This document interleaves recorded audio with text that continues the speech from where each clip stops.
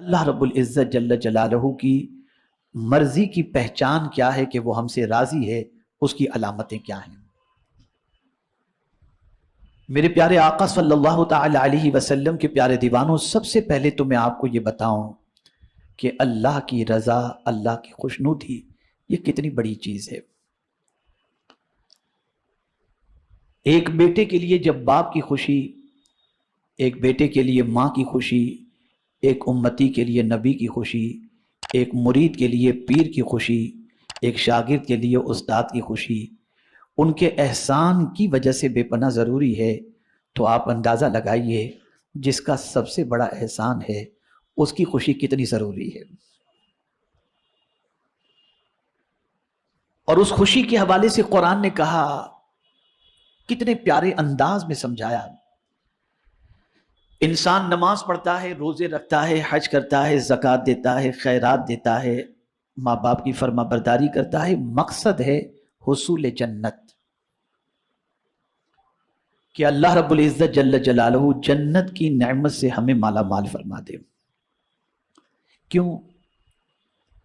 اس لیے کہ جنت میں ہر قسم کی راحتیں موجود ہیں، جنت میں کوئی ٹینشن نہیں، جنت میں کوئی تانا دینے والا نہیں، جنت میں کسی قسم کی فضول بات سننے گا کوئی نہیں، جنت میں صرف بہار ہی بہار ہوگی، نعمتیں ہی نعمتیں ہوں گی، بلکہ یہاں تک رب قدیر جل جلالہ نے فرمایا جو تم چاہو گے اللہ وہ تمہیں عطا فرما دے گا۔ وَلَكُمْ فِيهَا مَا تَشْتَهِي أَنفُسَكُمْ وَلَكُمْ فِيهَا مَا تَدَّعُونَ، جو مانگو گے، جو چاہو گے، جنت میں تمہیں اللہ عطا فرما دے گا۔ یہ ہے جنت۔ لیکن جب میں قرآن کی اس آیت کو پڑھتا ہوں تو میری عقل دنگ رہ جاتی ہے، جس کی میں نے تلاوت کا شرف حاصل کیا۔ رب فرماتا ہے وَعَدَ اللَّهُ الْمُؤْمِنِينَ وَالْمُؤْمِنَاتِ جنات تجری من تحتها الانہار خالدین فیہا ومساکن طیبۃ فی جنات عدن۔ اللہ نے مسلمان مردوں اور مسلمان عورتوں کو باغوں کا وعدہ دیا ہے۔ جنت کہتے ہیں باغ کو، باغوں کا وعدہ دیا ہے جن کے نیچے نہریں رواں اور ان میں ہمیشہ رہے گا۔ سبحان اللہ۔ مومنین اور مومنات کے لیے اللہ نے جنت کا وعدہ فرمایا ہے، اور جنت کیا ہے؟ جس کے نیچے نہریں بھی بہہ رہی ہیں اور باغ ہیں، اور پھر ایسا نہیں کہ ٹیمپرری جیسے پکنک پر کہیں گئے اور ہو کر کے آگے، نہیں، خالدین فیہا، پرماننٹ ادھر رہنا ہے، کوئی تمہیں نکالنے والا نہیں۔ یہ کن کے لیے وعدہ ہے؟ بولیے، مومنین کے لیے۔ کن کے لیے وعدہ ہے؟ مومنین کے لیے۔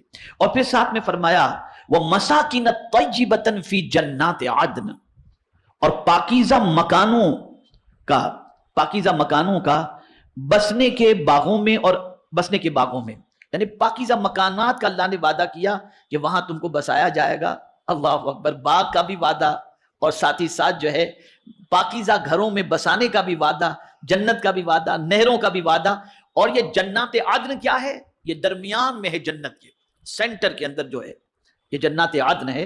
اور میرے پیارے آقا صلی اللہ علیہ وسلم کے پیارے دیوانوں، انبیاء اولیاء کا مسکن وہیں پر ہوگا۔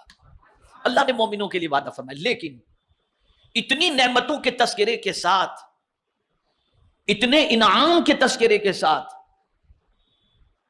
اس سے بڑی چیز کا اللہ وعدہ فرما رہا ہے، اس سے بہتر چیز کی بات کر رہا ہے کہ اگر تم چاہتے ہو، جاننا چاہتے ہو کہ جنت سے بھی بہتر چیز کیا ہے، باغات سے بھی بہتر کیا ہے، تو قرآن نے کہا وَرِضْوَانٌ مِّنَ اللَّهِ اکبر، اور اللہ کی رضا سب سے بڑی ہے۔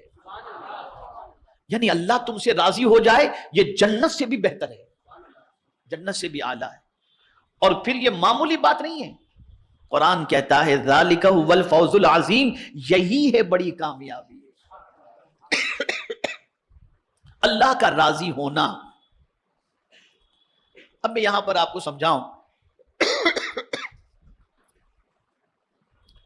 ایک مقام پر نماز کا ذکر اس نے فرمایا، لیکن نماز کے ساتھ ایک اور چیز کے اکبر کا ذکر فرمایا، ان الصلاۃ تنہی عن الفحشاء والمنکر ولذکر اللہ اکبر، بے شک نماز بے حیائی اور بری باتوں سے روکتی ہے، اور اللہ کا ذکر سب سے بڑا ہے۔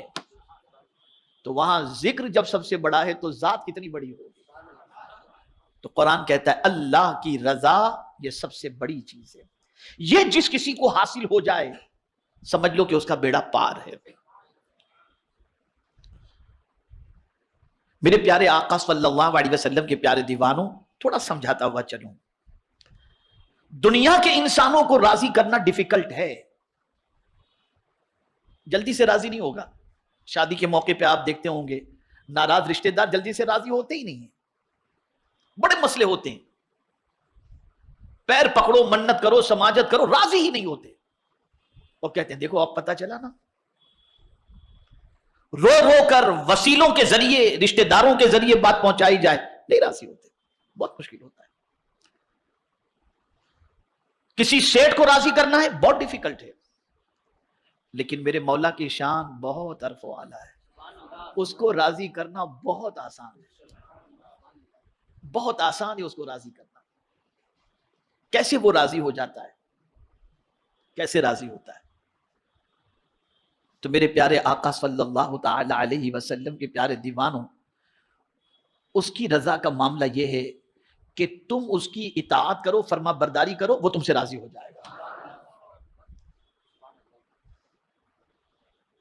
اور اسی کے ساتھ ساتھ اس کے فیصلے پر راضی رہو، اس کی شکایت کسی سے مت کرو، اس کی شکایت کسی سے مت کرو. مجھے یہاں پر ایک واقعہ یاد آتا ہے، اللہ اکبر.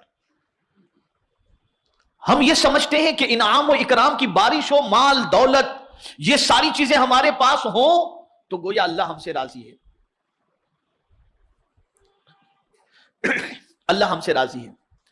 وہ کسی کے یہاں غریبی ہے، کسی کے یہاں بیماری ہے، کسی کے یہاں پریشانی ہے، تو ہم یہ سمجھتے ہیں کہ اللہ اس سے ناراض ہے. میں سمجھاؤں گا آپ کو، اچھی طرح سمجھ جائیے بات. کسی کا بنگلہ، کسی کی کوٹھی، کسی کی گاڑی، کسی کا پیسہ، کسی کے قیمتی لباس دیکھ کر کے ہم سمجھتے ہیں کہ یہ اللہ اس سے راضی ہے، اور کسی مخلوق الحال کو دیکھتے تو منہ لگانے کے لیے تیار نہیں، اور ہم یہ سمجھتے ہیں کہ اللہ اس سے ناراض ہے. اب سمجھا دوں میں آپ کو، اگر اس کے پاس دولت ہے اور وہ سجدے کر رہا ہے، اگر اس کے پاس دولت ہے وہ حج کر رہا ہے، اگر اس کے پاس دولت ہے غریبوں میں تقسیم کر رہا ہے، اگر اس کے پاس دولت ہے عاجزی موجود ہے، اگر اس کے پاس دولت ہے تکبر نہیں ہے، اگر اس کے پاس دولت ہے اکڑ کے نہیں چل رہا بلکہ اس دولت کو اللہ کے بتائے ہوئے راستے پر خرچ کر رہا ہے، تو اللہ نے اس کو یہ دولت دی ہے، اللہ اس سے راضی ہے. لیکن توجہ چاہوں گا، دولت ہے اور نماز چھوٹ رہی ہے، دولت کا استعمال عیاشی میں ہو رہا ہے، دولت ہے اور بدکرداری کے اڈوں پہ آدمی جا رہا ہے، دولت ہے اور تکبر کرتا ہوا دکھائی دیتا ہے، غریب کو حقارت کی نظر سے دیکھتا نظر آتا ہے، تو یہ دولت اس کے لیے نعمت نہیں سزا ہے. اس لیے کہ یاد رکھیں، ایک ہی شخص دنیا میں ایسا پیدا ہوا جس نے خدائی کا دعویٰ کیا، اور وہ کون تھا؟ فرعون. اسی نے کہا انا ربکم الاعلی، اس کو بھی اللہ نے دولت دی، اس کو بھی اللہ نے دولت دی. اور حضرت موسیٰ علیہ السلام جو اللہ کے کلیم ہیں، آپ جانتے ہیں ان کے پاس کیا تھا؟ ایک چٹائی تھی یا ایک بستر معمولی سا تھا جس پر بڑی مشکل سے میاں بیوی سو کر کے اور اوڑھ کر کے اپنا وقت گزارا کرتے تھے. تو کیا موسیٰ کلیم اللہ سے اللہ ناراض تھا؟ فرعون سے راضی نہیں. یہ گھٹیا تصور ہٹاؤ کہ جس کے پاس دولت ہوتی ہے اللہ اس سے راضی ہے. ہاں، دولت جس کے پاس ہے اور اللہ کے قانون کے مطابق خرچ کرتا ہے تو ٹھیک ہے، اللہ اس سے راضی ہے، اس کو عطا فرمایا. حضرت عثمان غنی کے پاس دولت تھی، حضرت عبد الرحمن ابن عوف کے پاس دولت تھی رضی اللہ تعالی عنہما، اللہ راضی تھا ان سے. بلکہ حضرت عثمان غنی کے بارے میں تو قربان جائیے آیت کریمہ موجود ہے، اور وہ بھی اللہ کی رضا کے ساتھ. لقد رضی اللہ عن المؤمنین اذ یبایعونک تحت الشجرہ، جو اللہ کے رسول صلی اللہ تعالی علیہ وسلم نے درخت کے نیچے بیعت لی تھی، اور مومنین نے جو حضور کے ہاتھوں پر بیعت کی تھی، قرآن کہتے ہیں لقد رضی اللہ، بے شک اللہ ان سے راضی ہو گیا. یہ اللہ کی رضا. اور ہر صحابی کے لیے قرآن کا فرمان ہے رضی اللہ عنہ ورضوا عنہ، اللہ ان سے راضی، وہ اللہ سے راضی. وَكُلًّا وَعَدَ اللَّهُ الْحُسْنَى، اللہ نے سب کے لیے بلائی کا وعدہ فرما دیا ہے. صحابہ کے پاس دولت تھی، لیکن کوئی بتا دے کسی غلط کام میں خرچ ہوئی ہو. وہ تو دولت سے جنت خریدتے تھے. حضرت عثمان غنی نے 2 مرتبہ حضور سے جنت خریدی ہے دولت دے کر. صدیق اکبر نے جنت خریدی ہے دولت کے ذریعے. تو دولت عذاب اس وقت بنتی ہے جب دولت کا استعمال اللہ کے قانون کے خلاف ہو. تو یہ سمجھ لینا اگر آج دنیا کے اندر محل کسی کے پاس موجود ہے اور بنگلہ اور گاڑی موجود ہے اور وہ پیسوں کا استعمال حرام کاموں میں خرچ کر رہا ہے تو یہ نہ سمجھنا کہ یہ اللہ کا اس پر فضل ہے کہ اس کو اتنی دولت عطا فرمائے.